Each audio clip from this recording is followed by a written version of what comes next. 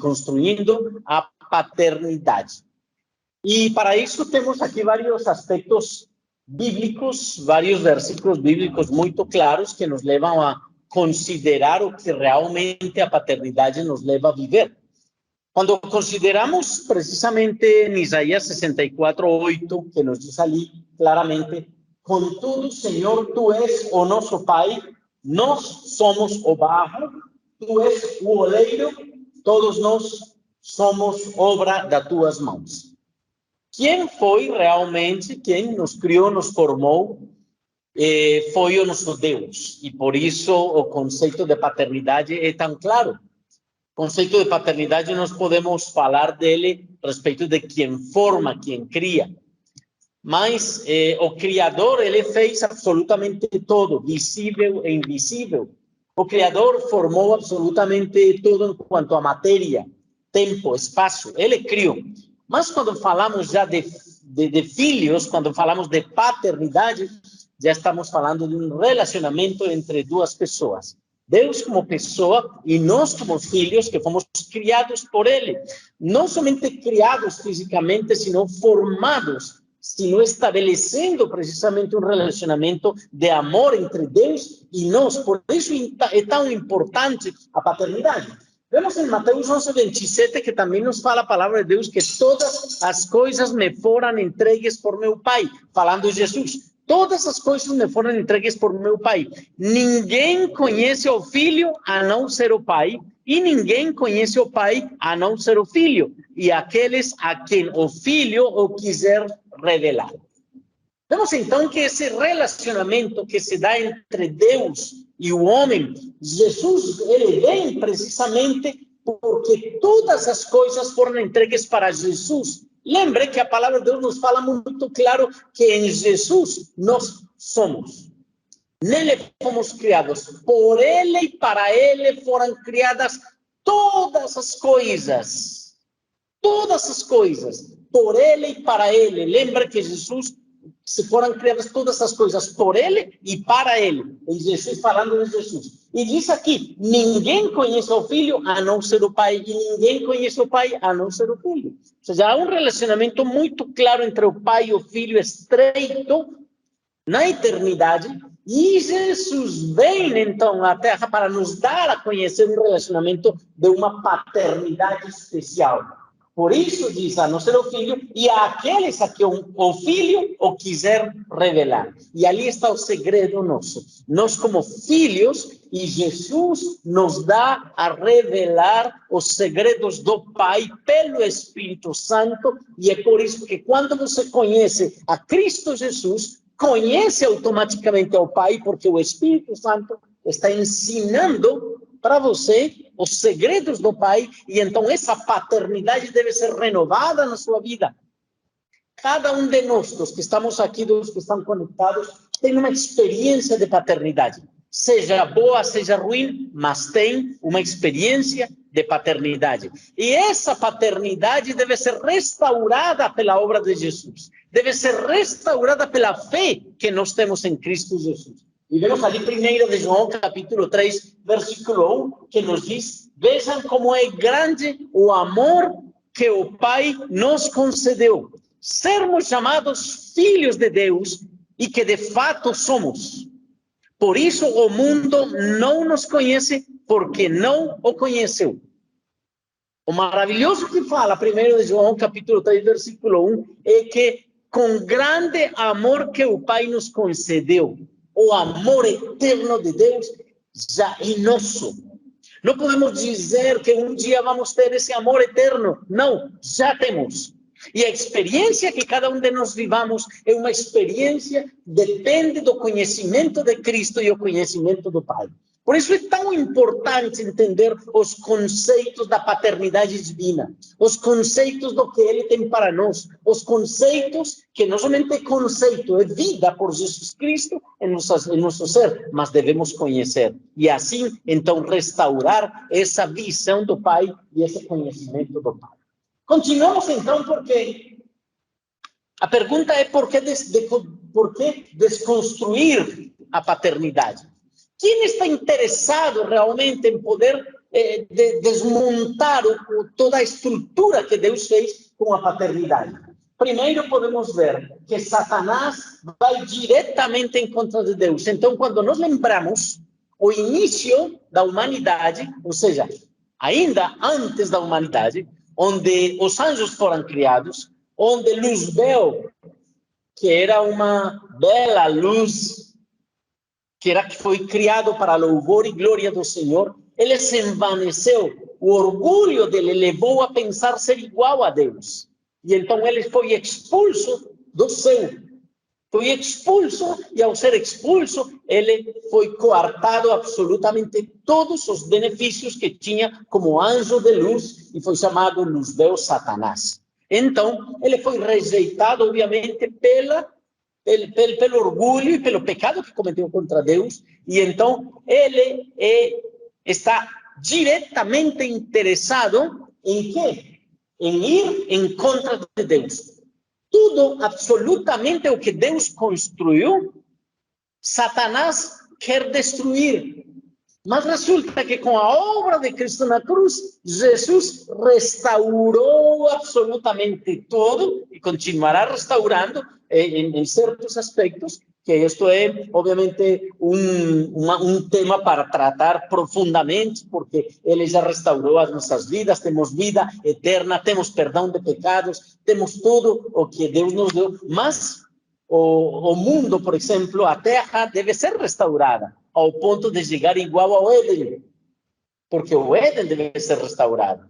Tanto que ao final dos tempos, quando falamos de profecia, a mesma árvore que estava lá no Éden, a árvore da vida, essa árvore vai estar no final dos tempos, na árvore da vida, no centro, obviamente, de toda a profecia, e todos nós poderemos comer dessa árvore da vida e teremos vida.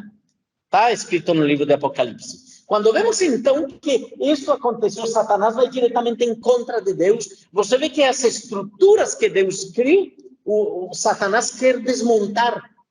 E então nós vemos, por exemplo, que se Deus criou a família como tal, pai, mãe, filhos, uma unidade especial.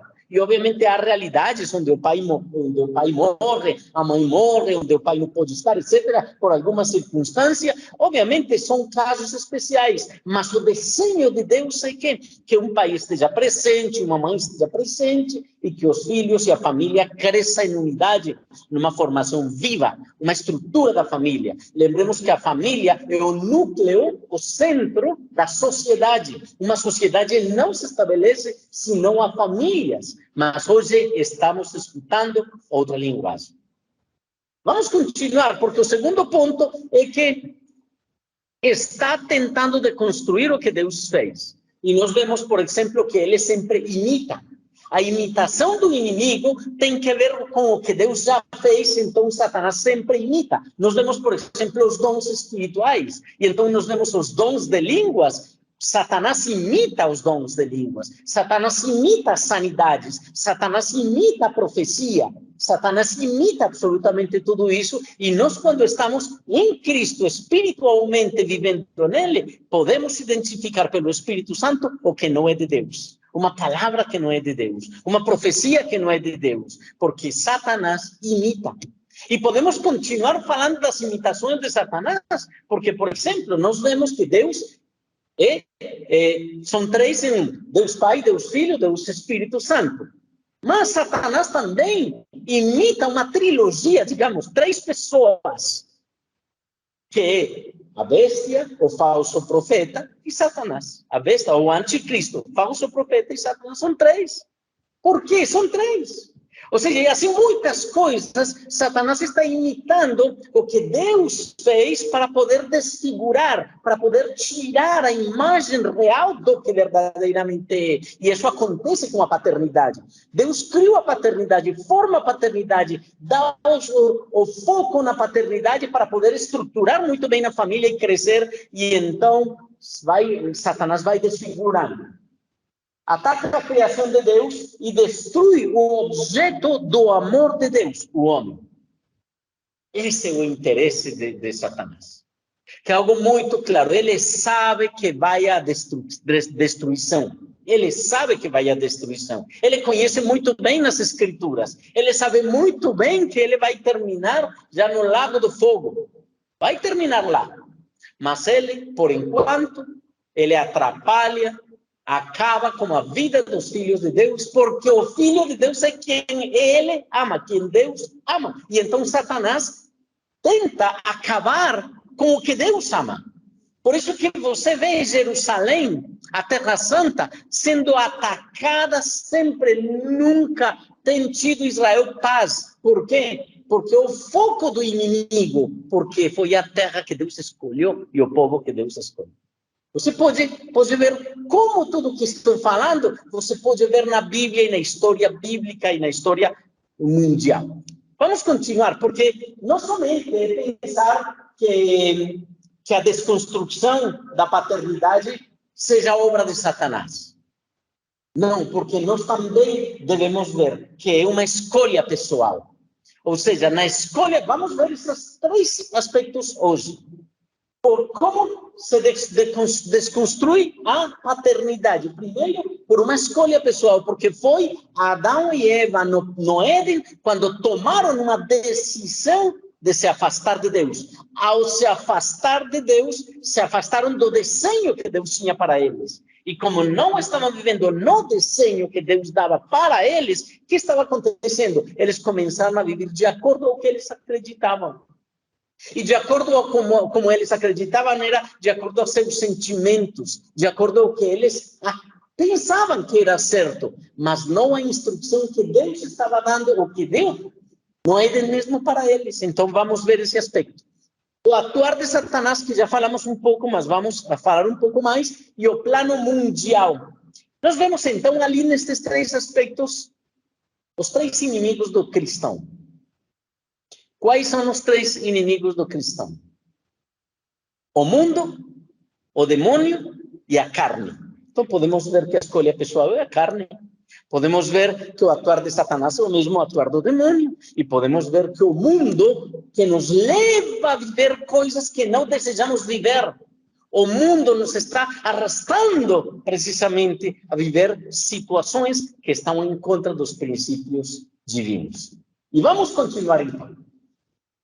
Quando nós falamos da escolha pessoal, que é a carne, então podemos dizer que estamos sendo desviados do foco do homem para si mesmo. Qual foi o problema de Adão e Eva no Éden? Eles tiraram o foco de ver a Deus e colocaram o foco neles mesmos. Essa foi a realidade. Eles deixaram de seguir as instruções de Deus por seguir suas próprias instruções. Quando nós vemos, por exemplo, Deus dá uma instrução muito clara a Adão e Eva. Ele falou para eles, vocês vão se multiplicar e vão encher a terra. Para poder se multiplicar e encher a terra, era que cada pessoa que ia nascendo ia indo para outro lugar diferente na terra, ia enchendo a terra com seres humanos. Mas não, o homem tomou uma determinação longe do princípio divino. E achamos isso em Gênesis 11, quando se juntam ao redor da Torre de Babel para poder eles dizer, olha, é melhor juntos. E quando estão juntos, então, eles começam a construir cidades juntos, em contra da instrução de Deus, que era encher a terra.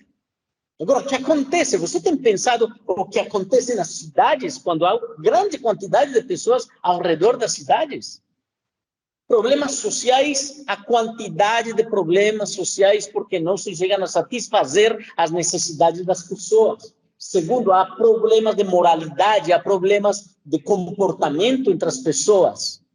Sem falar das necessidades básicas como água e energia, que não alcançam a chegar a todos os pontos da população. Então, vemos que o desenho que Deus dá para o homem é que enche a terra. Ele podia semear e comer do fruto da semente, ou seja, do fruto do produto da terra, e podia se alimentar como muitos historicamente têm feito. Mas como nós fazemos nas cidades? No quintal da casa? E E os que não temos quintal, o que fazemos? Entende? E os que têm quintal estão tão ocupados que não podem semear. Então, isso é bem difícil dentro dos processos. Estou dando exemplos de como o homem toma determinação própria de simplesmente viver de acordo com o que ele pensa e não ao que Deus pensa. E que não dizer quando Deus estava dirigindo, guiando o povo por meio do seu profeta Samuel. E o povo diz, não queremos mais que Deus nos guie.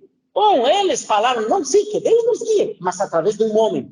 Eles desejavam ver uma pessoa que se levantasse igual aos reis da terra. E Deus fala, não. Bom, foi Samuel quem falou para o povo, não. E Deus falou, Samuel vai dar um rei porque eles rejeitaram, não a você, senão a mim.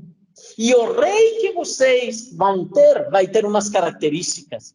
Ele vai tomar seus filhos para trabalhar para ele. Ele vai tomar seus filhos para pelejar as guerras dele. Ele vai tomar suas filhas para servir ele, a esse rei. Isso é realmente o que aconteceu com o reinado. Deus desejava guiar o povo, ele, o mesmo Deus, através dos seus profetas. Mas o povo não quis. O povo simplesmente se desviou, desejando o que ele desejava, o povo desejava, e não o que Deus desejava. Ali é onde vem Jesus Cristo para nos dizer, não, você deve viver de acordo com as instruções do Pai. Você deve viver de acordo com o que Ele diz. E hoje nós estamos tomando decisões em nossas vidas para poder dizer, não, Senhor, que se implante o teu reino na terra. Ou seja, eu devo viver sujeito ao que você me diz, não ao que o homem me diz. Vê, então, como a escolha pessoal determina na vida das pessoas o erro ou o fracasso. Vemos, então, aqui, em segundo ponto, que ao não seguir as instruções divinas, não conhece como ser pai. Não conhece como ser pai. Se o homem não depende de Deus, veja, muitas vezes não pensamos nisso, mas Adão viveu com o conceito perfeito de Deus, do Pai, porque ele se comunicava no Éden. Ele ouvia a voz de Deus no Éden. Agora, quando Adão e Eva saem do Éden, são tirados do Éden, nunca mais. Adão não teve comunhão com Deus, porque seu espírito morreu. Você imagina o vazio eterno, imenso que sentiu Adão ao se afastar de Deus? A dor que ele sentiu, porque antes estava na plenitude de conhecer ao Criador e se comunicava com ele, e depois não. Às vezes não pensamos nisso. Devia gerar uma crise muito grande na vida de Adão, porque ele não viveu isso, ele viveu as duas partes. Agora, nós temos a oportunidade de estar em contato com Deus, de conhecer ao Deus Pai, ao Deus que nos ensina como ser pais, ao Deus que nos ensina como guiar, como instruir os nossos filhos, quando recebemos dele a instrução. Mas se não recebemos dele a instrução, como vamos dar a instrução para os nossos filhos? Vejamos então como terceiro aspecto o egoísmo, a escolha pessoal do egoísmo. O egoísmo é coisa bem terrível, porque somente leva a pensar em mim mesmo e não pensar nos outros. Quando falamos do egoísmo, estamos falando da carne, do que a carne deseja, e só pensar em mim mesmo e não pensar nos outros. E quando falamos do egoísmo, estamos falando de que a paternidade que está errada totalmente é a paternidade que se vê a si mesmo, que vê as suas próprias necessidades e não vê as necessidades dos filhos, da sua mulher e dos filhos. Estamos falando de paternidade como tal. E, obviamente, a separação de Deus como escolha pessoal leva ao homem a tomar decisões e a viver na crise que se gera produto do espírito que está morto. Seu espírito está morto, toma decisões pessoais que não tem que ver com o espírito, com Deus, não tem que ver com o Espírito Santo, não tem que ver com as instruções de Deus, e obviamente vai cair no erro. Vai cair no erro. Então vamos à escolha pessoal, que foi o primeiro. O segundo aspecto é o atuar de Satanás. Como atua Satanás? Já falamos que ele tem o interesse de estragar a vida do ser humano, mas com tentações na vida pessoal. Obviamente, além da escolha errada que o homem tomou no Éden e que nós tomamos com Adão, porque nós não podemos dizer que nós não erramos. Claro, quando Adão pecou, todos nós pecamos nele. Mas você pode dizer, olha, mas eu não tenho a culpa. Você teve a culpa de que Adão pecasse, você nasceu, mas nasceu já com a semente de maldade. E então, eu não tenho a culpa. E o que tenho que fazer? Eu posso dizer, você não teve a culpa, você nasceu com essa semente de maldade. Por isso, Cristo veio para desfazer as obras do inimigo. Então, se é a sua responsabilidade buscar a Cristo para que ele desfaça, ok? Você não fez quando nasceu com pecado. Agora, você me diz, por que eu nasci com pecado? Me explique como é isso. Hoje se pode explicar de uma maneira muito simples. Quando você trabalha geneticamente uma semente pura, a semente pura dá produtos ou frutos puros. Uma árvore pura, então cresce puro. Mas quando você trabalha geneticamente essa semente e você semeia essa semente, o produto que sai está trabalhado geneticamente e já não é puro como o original. E isso foi o que aconteceu no Éden.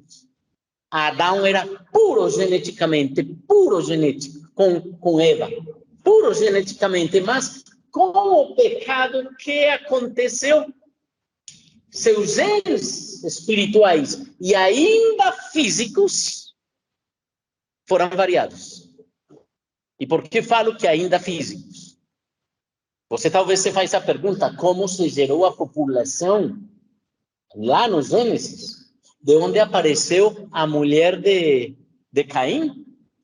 De onde apareceu a mulher de Caim? Se você estuda a Bíblia, você vê que a proibição que se dá de se casar com familiares se dá lá somente na lei. Mas, obviamente, Adão e Eva tiveram muito mais filhos e filhas, e então ali digamos, se conclui que o mesmo Caim, ele saiu caminhar por as terras de Nod e tomou uma mulher, ou seja, já tinha uma descendência de Adão e Eva, e ele tomou uma mulher, ou seja, uma irmã. Mas depois, foi muito depois do tempo, que Deus impediu, digamos, pela lei, normatizou a situação. Não se casa nem com filho, nem com irmã, nem com prima, nem com, ou seja, com irmã, a mesma filha do pai. E também nos relacionamentos entre famílias. Mas isso se deu muito depois. Geneticamente eram puros ao início, não tinham problema. Mas depois, geneticamente, se varia. E quando você vê, digamos que entre dois primos se casam, há uma alta probabilidade de que os filhos nascem com problemas. Então, não é à toa que Deus dá a lei. A lei é por alguma coisa, certo? Mas vamos continuar. Por quê? Porque não somente com as tentações.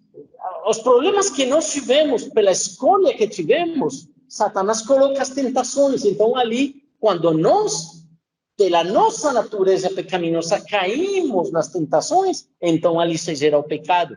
E Satanás sempre está pondo a casca de banana para que escorregue e caia o homem. Caiamos, né? Porque para todos é essa tentação. Mas como resistimos na presença do Espírito Santo? Combatendo na fé. E como combato na fé? Resistindo ao diabo e ele fugirá de nós.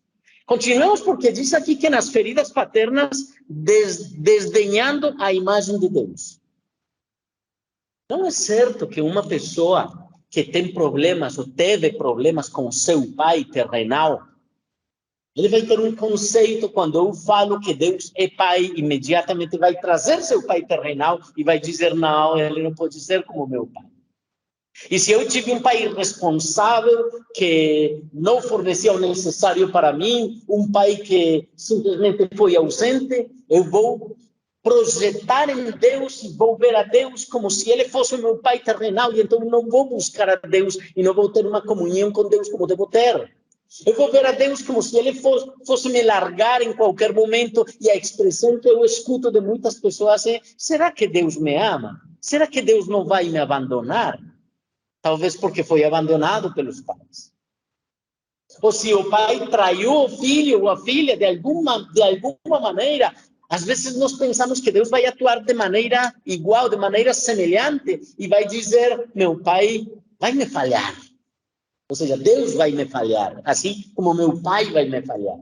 Nós devemos restaurar essa imagem paterna, porque a imagem paterna está sendo desconstruída cada dia pelo inimigo, aproveitando nossa condição humana e fraca. Por isso, o cristão deve permanecer em Cristo e deve buscar sua presença para que cada dia seja fortalecido em Cristo, nele, pelo Espírito Santo, e possa restaurar sua imagem paterna. Vejamos o terceiro aspecto, que é estabelecendo um plano social mundial. Estabelecendo um plano social mundial. E que significa isso de estabelecer um plano social mundial? E é o terceiro aspecto que vemos aqui, a agenda mundial. E eu quis trazer isto à tona, por quê? Porque nós vemos aqui o que é a agenda mundial. E antes disso, eu quero comentar algo. Vou tirar um momentinho para poder explicar umas coisas antes de chegar lá. Vejamos que os valores cruciais para uma sociedade se estão perdendo. Os valores se estão perdendo. E se está desconstruindo a família mesmo. Devemos aclarar que exterminar uma vida não é direito para ninguém. Acabar com uma vida não é direito para ninguém. E se a célula básica da sociedade é a família, eu não posso destruir a família. Quando uma pessoa não tem um contexto socioafetivo, fica aberto a qualquer manipulação. Porque há feridas internas que a pessoa tem. Então, quando nós vemos que tudo isto se está gerando, se está construindo uma ideologia, não somente de gênero, uma ideologia de família, um conceito de família, um conceito do aborto, conceitos totalmente divergentes ao que a palavra de Deus nos diz. Religioso igualmente, claro. Quando vemos que a família se tornou uma agenda política. E isso é crítico. Vejamos, por exemplo, eu tirei alguns dados muito interessantes aqui para que vocês, se não conhecem, pois, se conhecem, lembrem, se não conhecem, conheçam. Em 1960, Estados Unidos estava sob um governo demócrata e tinha uma guerra contra a população. Era uma guerra que se deu em quanto ao controle da natalidade. Ou seja, o grande problema desde os anos 60 para cá é que a população tem crescido de uma maneira vertiginosa, tem crescido exponencialmente. Então, a estrutura estatal começou, desde os Estados Unidos, a criar leis para o controle da natalidade. E foi ali, mais ou menos 1972, onde o Congresso se pede um novo princípio ético. Escutem muito bem, um novo princípio ético sobre o qual nenhum filho desejado venha a este mundo, ou nenhum filho indesejado venha a este mundo. Esse é o termo.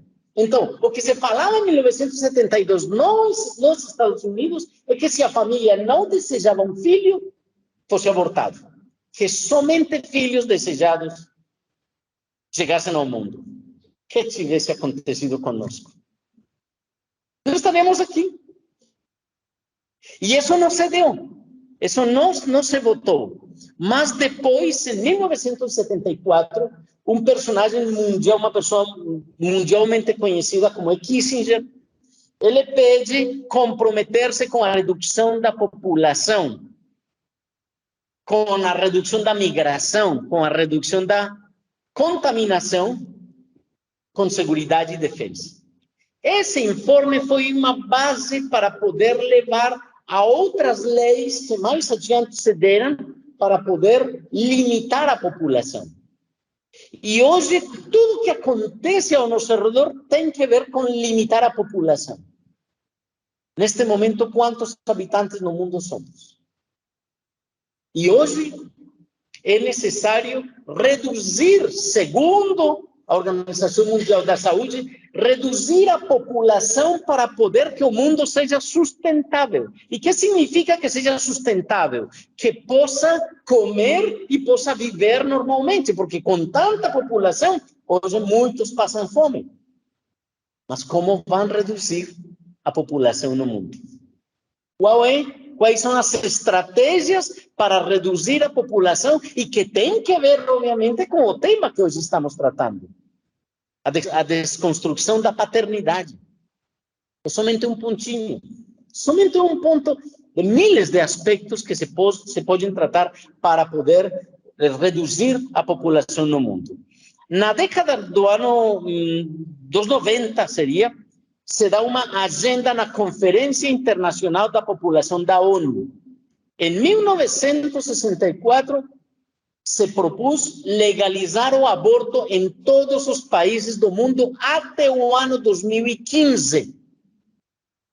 Ao chegar ao ano 2015 e se viu que não estava legalizada o aborto, estava legalizado o aborto, porque o aborto é um ponto para reduzir a população. Claro, os velhos morrem e os que vão nascendo são abortados, então a quantidade de população vai se reduzindo. E no ano 2015, como meta não se deu, não se cumpriu a meta. Então, ao não cumprir essa agenda, as Nações Unidas, ou seja, a ONU, a Organização das Nações Unidas, se propôs criar uma nova agenda até o ano 2030. E aqui vemos, então, que tinham, dentro dos seus objetivos, dos seus 4 objetivos, um deles será o aborto. É o aborto. E nós vemos hoje como estamos na realidade que temos hoje. Vamos continuar. Em 1995, se teve uma conferência em Pequim. Uma mulher se impõe a ideologia de gênero como paradigma obrigatório para todos os países. Olha a construção de como se ia dando. Isso já foi no ano 95. Ou seja, estamos falando que desde tempo atrás se estava projetando tudo para poder baixar a população do mundo. E tudo isso tem que ver com isso. Então, se tinha uma política para diminuir a população, a natalidade, e a ideologia de gênero e o aborto deveriam estar, digamos, implementados nos países. E por que a ideologia de gênero e o aborto? Porque quando falamos da ideologia de gênero, 2 homens não podem procriar, 2 mulheres não podem procriar. Então, isso faz parte do controle da população. Por isso, o grande interesse nos países de estabelecer o aborto e de estabelecer a ideologia de gênero em todos os países do mundo. E estão alcançando metas muito claras hoje. Faz pouco tempo, na Colômbia, se aprovou o aborto até a semana 24. Semana 24 já o bebê está formado. Ou seja, que um aborto, literalmente, um assassinato. E vemos que também nos Estados Unidos, que nós temos dado conta, pelo menos na Flórida, há um debate, há uma luta para que a lei que foi gerada, creio que no ano 72, nos Estados Unidos, do aborto, quantos mortos tem tido nos Estados Unidos durante este tempo? E se está lutando para revertir essa lei. Mas tem sido difícil. 1968, que é outro dado muito interessante, Robert McNamara assume a presidência do Banco Mundial, no ano 1968, falando do aborto como uma política econômica só entregando dinheiro ou emprestando dinheiro aos países que aprovam o aborto ou a agenda LGBT. Ou seja, é muito claro. Hoje eu escutava uma pessoa, da Argentina. Ele dizia estas palavras: depois que na Argentina se aprovou o aborto, aos 15 dias estavam aprovando um empréstimo do Banco Mundial para melhorar a situação da Argentina. Se isso não acontece, não há empréstimo de dinheiro. E isso é o que acontece. Assim é como se manipulam os países. Se você não aprova o aborto, se você não aprova a agenda LGBT, então não vai ter dinheiro que necessita, prestado para poder fazer projetos de infraestrutura ou projetos sociais, etc, etc. E isso foi o que no ano de 1968 se propôs. Hoje está em plena execução, totalmente. Agora, temos um grande problema. E o grande problema é que a paternidade tem descansado em que a educação é quem forma os filhos. E a educação dá elementos para o filho poder concluir, poder analisar e poder pensar. Mas os princípios não são ensinados na escola. E esse é o grande problema. Pais que deixam os filhos na escola para que a escola eduque esses filhos. E ali não se dão princípios éticos. Os princípios que se dão não são os princípios cristãos. Não são ensinados no conhecimento de Deus. Então, o que fazer? Os pais, que devemos fazer com os filhos? E há simplesmente vários aspectos que são necessários falar. E que nós, como pais, nós que temos filhos, devemos executar todo dia. Eu não posso ficar sentado frente à televisão enquanto meu filho está fazendo outras coisas e eu nem sei o que está fazendo. Conheci um pai separado que simplesmente ele ia visitar seu filho e ele assistia à televisão enquanto seu filho brincava no sol com os brinquedos. Não dava um conselho, não participava com ele de atividades, não conhecia o que desejava o filho.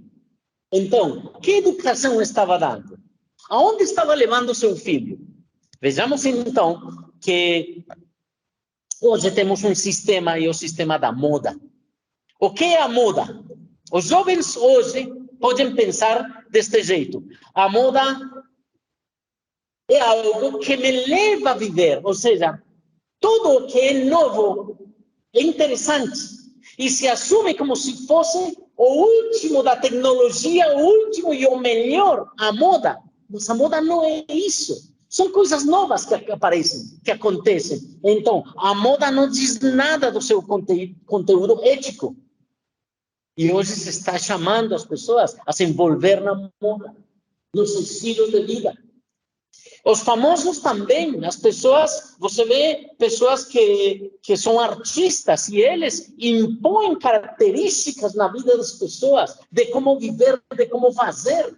Então, nós vemos hoje, por exemplo, um cantante, por exemplo, muito famoso, que simplesmente, então, dá, através dos seus vídeos, ensinamentos de satanismo. E vemos, há algum tempo, vi uns tênis totalmente, até com sangue nos próprios tênis, mostrando, manipulando e levando a adoração a Satanás e ao sacrifício humano. Isso foi muito popular, foi conhecido, né?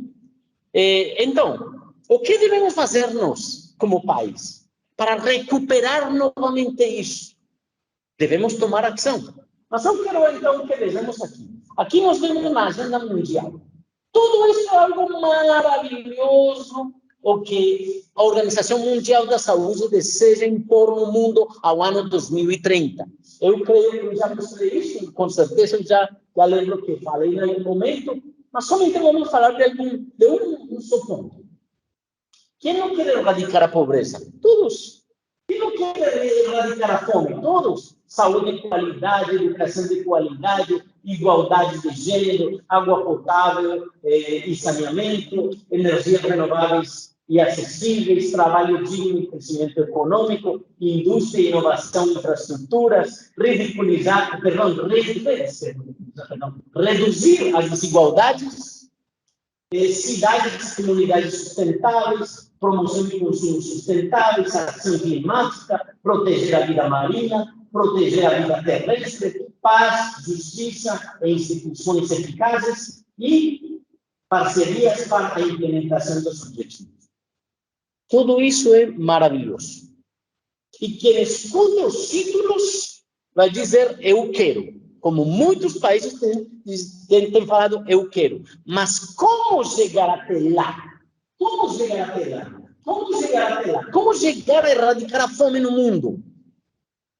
Há 8 propósitos, que são esses. Você pode ver isto, porque isto está exatamente no site da Organização Mundial da Saúde, que foi de onde tirei isso. Todos os produtos terão se tornado serviços. Eu não quero explicar cada um destes, você pode pesquisar, mas todos os produtos vão se tornar serviços. Isso que quer dizer que você não terá nada e você pagará pelos serviços. A roupa que você terá não é sua. Você está pagando por um serviço de alguém que fez e você paga por esse serviço.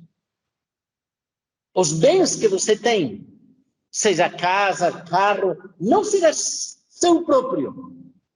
Você pagará por um serviço de um empréstimo ou um aluguel das coisas que você terá. Coisas assim como essa. A um preço global sobre o carbono, ou seja, as energias não renováveis. Se está trabalhando, por exemplo, a Tesla criou carro elétrico. Mas o que não sabe, não que, claro que se sabe, mas o que não se pensa é que para ter uma bateria de um carro desses, se necessita elementos químicos que são extremadamente escassos no mundo. E então se estão pagando quantidades de dinheiro à África e a certos países que produzem isto, e a produção disto acaba com o meio ambiente. Olha, o domínio dos Estados Unidos acabou, temos um punhado de potências globais. Ou seja, lembrem que depois da Segunda Guerra Mundial, os Estados Unidos se estabelecem no mundo como cabeça das nações, os policiais do mundo, como alguns dizem, mas agora o que se está buscando é que Estados Unidos não tenha primazia com o dólar no mundo. E estão alcançando isso. Estamos escutando hoje que Estados Unidos vai entrar numa recessão impressionante. Pesquise as notícias, escute as notícias e você vai escutar isto que está acontecendo hoje. Hospital de despedida. Bom, aqui foi a tradução, olá, hospital. Ou seja, o passo pelos hospitais vai ser tão reduzido pelos benefícios que se dão, obviamente, na população de saúde. Estamos comendo muito menos carne, estaremos comendo muito menos carne. O propósito da Organização Mundial da Saúde é que a carne seja como uma golosina, que somente você aos poucos e às vezes comem. Porque a carne, obviamente, a produção da carne gera muito carbono. Então, esse é o propósito. Então, a carne, desfrute do churrasco por enquanto. Refugiados sírios de hoje, sírios de 2030. Vejamos que fala dos sírios. Pessoas que têm estado numa situação muito crítica e que eles vão ser os que vão determinar os destinos do mundo no futuro.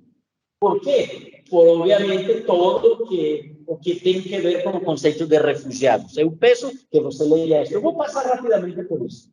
Os valores que construíam o Ocidente terão sido testados até o ponto de ruptura. E aqui está um ponto muito importante. Os valores. Os valores. Hoje todo é avaliável. Posso avaliar os valores. Tristemente se diz, todo mundo tem um preço. Valores não são.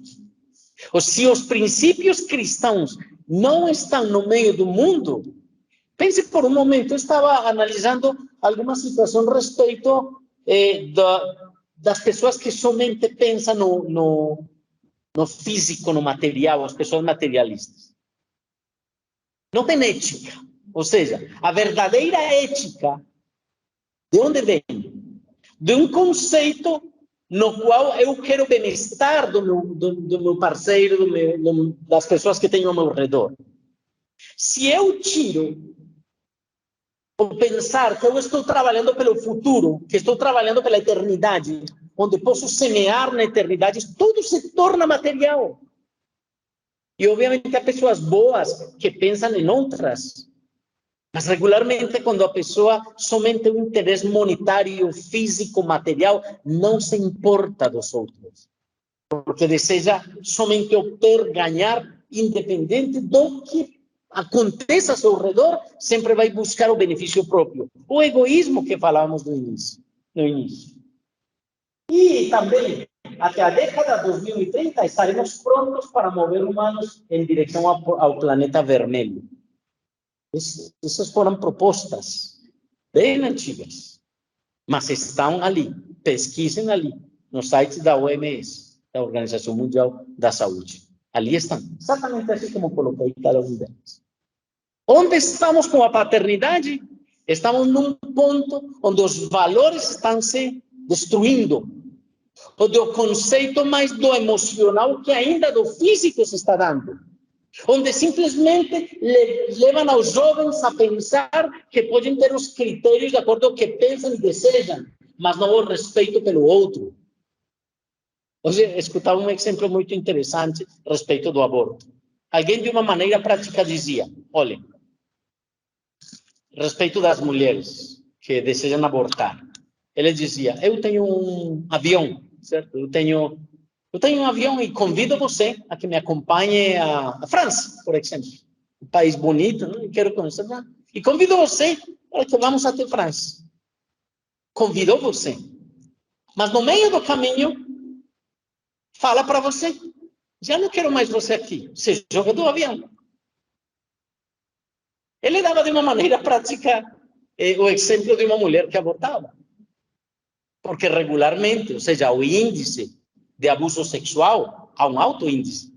Mas é muito maior a mulher que por relações sexuais com um parceiro, com a pessoa que ama ou não ama, simplesmente uma noite de prazer ou um tempo de prazer, fica grávida. Mas ali está convidando a pessoa para depois simplesmente assassinar a pessoa.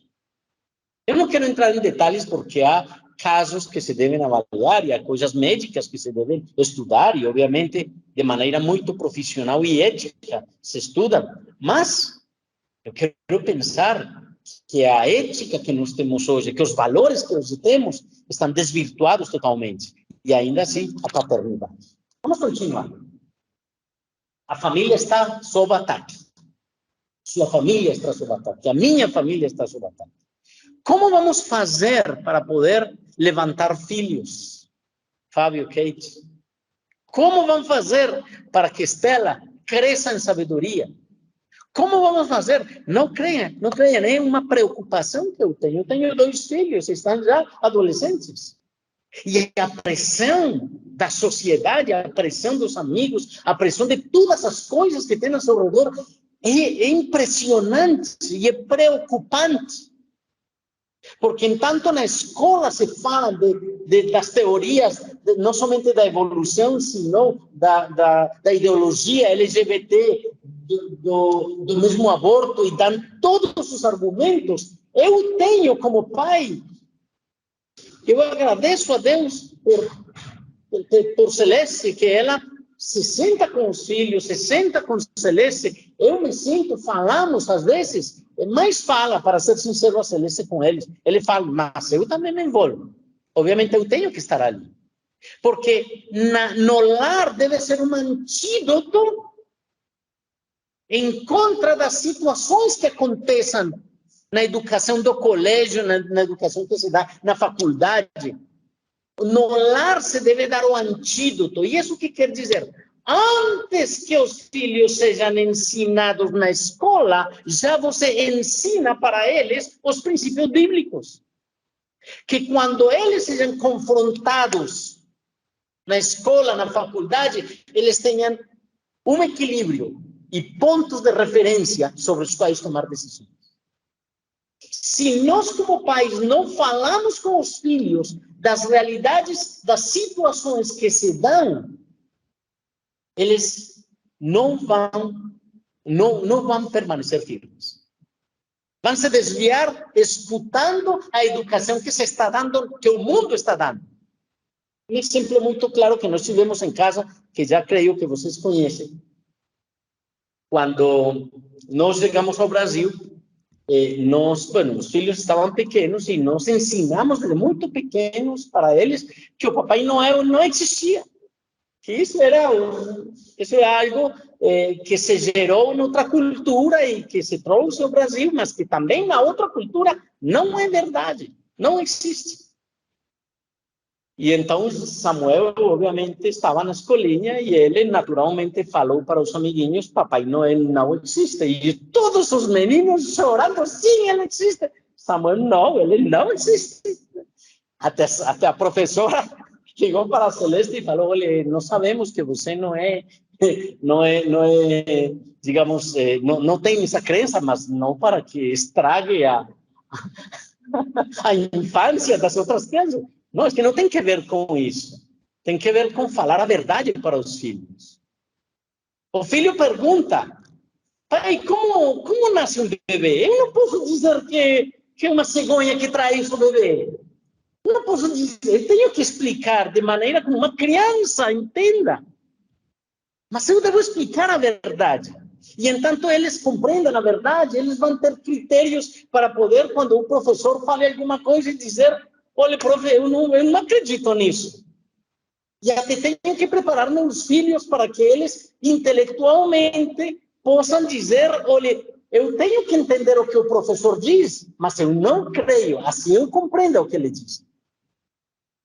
Assim ele fale o que fale, eu posso dizer: olha, profe, é o que você quer, é o que você ensina, e até o filho ficar calado até passar o tempo, porque, obviamente, se você bate de frente com um professor um pouco descriterioso nisso, põe uma má nota ao filho, porque simplesmente não concorda com ele.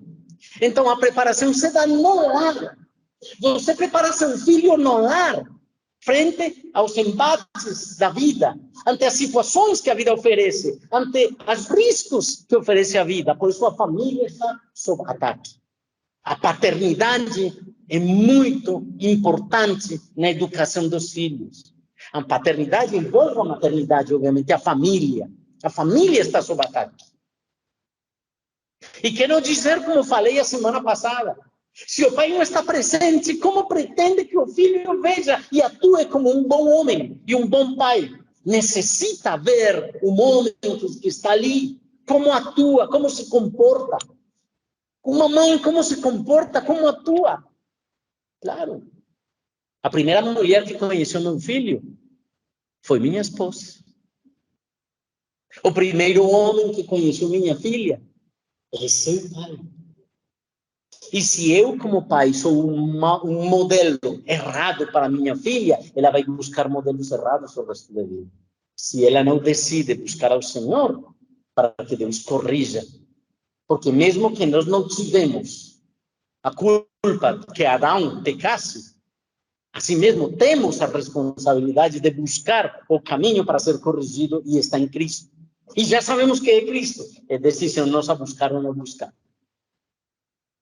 Continuemos. Termino com isto, porque é muito importante o que diz Isaías 43. Porque este é o fundamento das nossas vidas. Esse é o fundamento que você deve ter dentro da paternidade que você tem. Você, filho, Deus, Pai. E nos diz: mas agora, assim diz o Senhor, aquele que o criou, o Jacó, aquele que o formou, primeiro ele criou, ele formou, disse: não tema, pois eu o resgatei e eu chamei pelo nome, você é meu, não tema. O pai que faz? Ele cria, ele forma e ele dá segurança. Deus mesmo, ele nos criou. Há muitos filhos que falam para os pais: ah, você deve me suportar porque você foi quem me criou. Você foi quem me gerou. Quem mandou você me criar, me formar? Há muitos filhos que falam para os pais desse jeito. Mas vemos que de Deus, ele me cria, ele me forma. Mas a formação que ele me dá é uma formação adequada, é uma formação que me leva a fazer as coisas como devo fazer. Não ter firmeza, mas segurança. Algo muito claro, que a paternidade, a maternidade ou a família deve gerar nos filhos e é segurança. Os filhos devem se sentir seguros. Dice, eu resgatei e chamei pelo nome, você é meu. Agora, quando você atravessar as águas, estarei com você. Você deve estar com seus filhos em todo momento. Seja qual seja a circunstância que seu filho esteja atravessando, você deve estar ali. Não abandonar seus filhos. Estarei com você. E quando você atravessar os rios, eles não o cobrirão. Quando você andar através do fogo, você não se queimará e as chamas não o deixarão lembrar. Pois eu sou o Senhor, o seu Deus, seu Salvador. Dou o Egito como resgate por você, a Etiópia e Seba em troca de você. Quanto esforço, dedicação, entrega você tem tido pelos seus filhos? Todo dia. O que você tem feito pelos seus filhos? O que você tenha que fazer, você faz. E mais disso. Porque são filhos.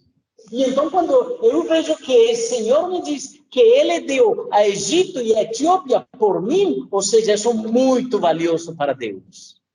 Porque Ele deu homens e nações pela minha vida. Visto que você é precioso e honrado à minha vista, olha isso, precioso e honrado à minha vista. Que me ensina o Senhor de como eu devo viver com meus filhos quando Deus diz de mim que eu sou precioso e que eu sou honrado à vista dele? Quanto valora você seus filhos? Quanto cuida você deles? Quanto para você esse filho ou essa filha dói no coração? Quanto chorou Kate e Fábio por Estela, neste processo que tiveram? Foram lágrimas, né? Pareciam rios, ou não? Certo que sim? Ela disse que sim. Porque o filho dói no coração, dói na alma, porque é precioso e honrado. Mas isso é que Deus diz de você, e entanto você não compreenda que Deus diz isso de você, talvez você não vai compreender até que ponto se dar como pai com os filhos. Primeiro com Deus. E disse, e porque ele o ama, darei homens em seu lugar e nações em troca de sua vida. Volta a dizer, não tenha medo, estou com você. Maravilhoso por como é que Deus, em diferentes partes da Bíblia, o que diz é, não tema, eu estou com você. Não será que nós somos tão frágeis que necessitamos o sustento, o apoio, a coragem que vem do Senhor, que me diz cada dia, não tema, porque eu estou com você? E quando o filho tem temor de falar, por exemplo, que não quer falar com uma atendente numa loja, venha, falemos os dois. E se dá conta de que o atendente não morde, que o atendente não vai fazer nada. Lançar os filhos, estimular os filhos a fazer coisas novas. É isso precisamente. Eu estou com você. E diz aqui, darei ao norte, entreguei-os e ao sul, entregue-os e ao sul não os retenha. De longe tragam os meus filhos e dos confins da terra as minhas filhas. Tudo que é chamado pelo meu nome, a quem criei para minha glória, a quem formei e fiz. Veja, Ele me chamou pelo nome dele. Agora, ele me criou para quê? Para minha glória. Ele me formou e me fez. Será que nós estamos buscando a glória do Senhor? Será que o que nós estamos fazendo a respeito do conceito da paternidade e assim o mundo esteja em contra, o mundo, o demônio e a carne estejam em contra da paternidade? Será que temos ainda esperança? Claro que temos esperança. E não podemos deixar de lutar pela esperança de uma nação nova, de uma nação que se levanta com famílias firmes, com famílias que se levantem, com famílias que amem primeiro a Deus e comuniquem isso aos seus filhos. Não podemos deixar de lutar para que Deus levante homens como Josué, levante homens como Moisés, que lutem pela nação, que lutem pelas famílias. Estamos em tempos muito difíceis, onde nós temos que escolher entre quem é mau e é pior. Qual dos dois? Mas ali devemos ter critérios claros, à luz da Bíblia, de quem poderia ser o melhor, hipoteticamente, dentro dos processos. Amanhã eu tenho que votar. Eu devo votar. Na Colômbia não é obrigação votar, mas eu tenho que votar, porque o país está em risco iminente. Eu tenho que votar a consciência, baseado em todos estes aspectos que tenho que falar. E proximamente será aqui no Brasil, claro que sim. Mas nós devemos ter critérios claros a respeito da família, a respeito da sociedade, a respeito da paternidade e crescer na fé. A próxima semana vamos falar a respeito da orfandade. Tema muito profundo, assim que não vai perder. Então vamos orar e vamos entregar este tempo nas mãos do Senhor. Vamos pedir a Ele que seja Ele fortalecendo as nossas vidas, que seja Ele nos guiando, que seja Ele falando ao nosso coração. Que assim o mundo esteja preparando, esteja planejando, que assim as minhas crises pessoais, as minhas necessidades tenham sido formadas. Hoje tenho a Cristo Jesus. Hoje Cristo morreu por mim. Que assim as situações que eu tenha pela minha genética espiritual, cheio de pecado, para isso morreu Cristo na cruz. Hoje eu devo cantar vitória e levantar vitória em nome de Jesus, porque Ele me deu vida, e a vida restaura o conceito da paternidade, restaura o conceito da família, restaura o conceito do ser humano para ser melhor, para crescer e fundamentar sua vida nele.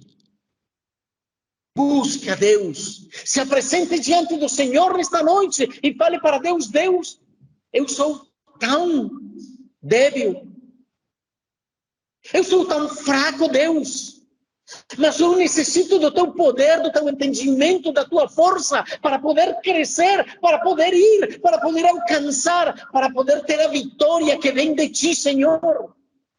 Eu necessito de ti, e hoje, Senhor, eu assumo o comprometimento, o compromisso, Senhor, como pai.